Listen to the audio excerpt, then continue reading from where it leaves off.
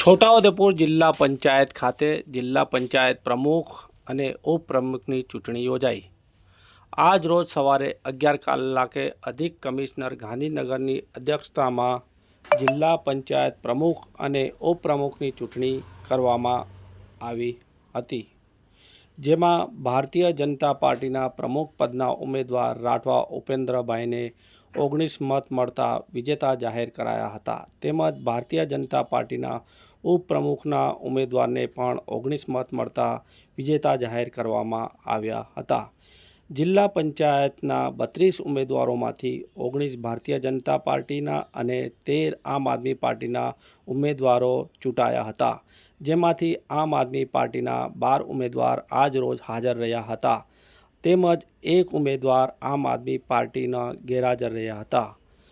સમગ્ર ચૂંટણી પ્રક્રિયા થયા બાદ ચૂંટાયેલા ભારતીય જનતા પાર્ટીના પ્રમુખ અને ઉપપ્રમુખ દ્વારા શું કહેવામાં આવ્યું, સાંભળો તેઓ દ્વારા।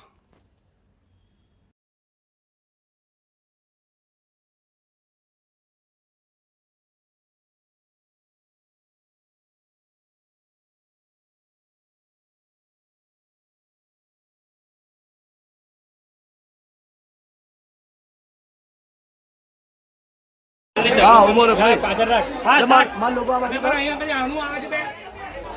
हाँ बोलो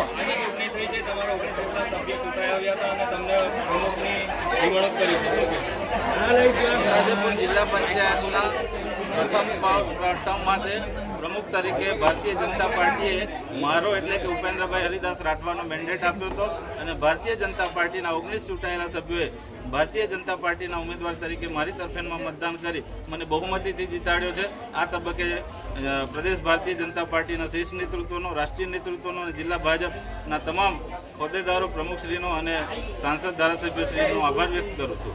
સાથે સાથે ઉપપ્રમુખ અને કારોબારી અધ્યક્ષ માટે કોણ? ઉપપ્રમુખ માટે ભારતીય જનતા પાર્ટીએ રાયસિંગભાઈ ભીલનો મેન્ડેટ આપ્યો હતો અને રાયસિંગભાઈ ભીલને પણ ભારે બહુમતીથી ચૂંટાયેલા સભ્યોએ એમને જીત અપાવી છે। આમ આદમી પાર્ટીને પણ આમ આદમી પાર્ટીના 12 સભ્યો હાજર હતા અને 12 સભ્યોએ આમ આદમી પાર્ટીની તરફેણમાં મતદાન કર્યું, પરંતુ ભારતીય જનતા પાર્ટી કરતાં ખૂબ ઓછા મત થતા એમની હાર થઈ। આજે છોટાઉદેપુર જિલ્લા પંચાયતના સામાન્ય સભાખંડમાં આજે જિલ્લા પંચાયતના પ્રમુખ ઉપપ્રમુખ માટેની ચૂંટણી યોજાઈ। એમાં ભારતીય જનતા પાર્ટી તરફથી મને ઉપપ્રમુખ તરીકે મેન્ડેટ આપવામાં આવ્યું હતું। એના આધારે મેં જિલ્લા પંચાયતના ઉપપ્રમુખ માટે ફોર્મ ભર્યું હતું। સામે પક્ષે પણ ફોર્મ ભરેલું હતું, પણ મને ઉપપ્રમુખ તરીકે વધુ મત મળતા હું વિજેતા જાહેર થયેલો છું। કેટલા મત મળ્યા?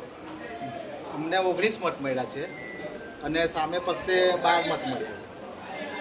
એટલે આજે હું એ તબક્કે પ્રદેશ નેતૃત્વ શ્રી વિશ્વકર્મા જગદીશભાઈ વિશ્વકર્મા સાહેબનો મુદ્દો અને મક્કમ મુખ્યમંત્રી શ્રી ગુજરાત રાજ્યના ડેપ્યુટી સીએમ હર્ષ સંઘવીજી અને છોટાઉદેપુરના યશસ્વી પ્રમુખ ભારતીય જનતા પાર્ટીના શ્રી ઉમેશભાઈ, 3 મહામંત્રીશ્રીઓ, આ જિલ્લાના 3 ધારાસભ્યશ્રીઓ અભયસિંહભાઈ તડવી સાહેબ, જયંતિભાઈ રાઠવા સાહેબ અને રાજેન્દ્રભાઈ રાઠવા સાહેબ અને જિલ્લાના તમામ મંડળના પ્રમુખ મહામંત્રીશ્રીઓ, કાર્યકર્તાશ્રીઓ અને મારા વિસ્તારના નાગરિકોનો હું આ તબક્કે ખૂબ ખૂબ આભાર માનું છું। મારી પ્રથમ પ્રાથમિકતા, મારી પ્રથમ પ્રાયોરિટી છોટાઉદેપુર જિલ્લાના ગામોના વિકાસ ઝડપથી વધારવાની રહેશે। રોડ, રસ્તા, પાણી, આરોગ્ય, શિક્ષણ, ખેડૂતોને લગતા પ્રશ્નોના ઉકેલ માટે મારી જે ચૂંટાયેલી પાંખ છે અને લાગતા વળગતા અધિકારીશ્રીઓની સાથે રાખીને જિલ્લાનો સર્વાંગી વિકાસ કેવી રીતના થાય એના માટે હું સતત પ્રયત્નશીલ રહેવાનો છું। અસ્તુ, ભારત માતા કી જય।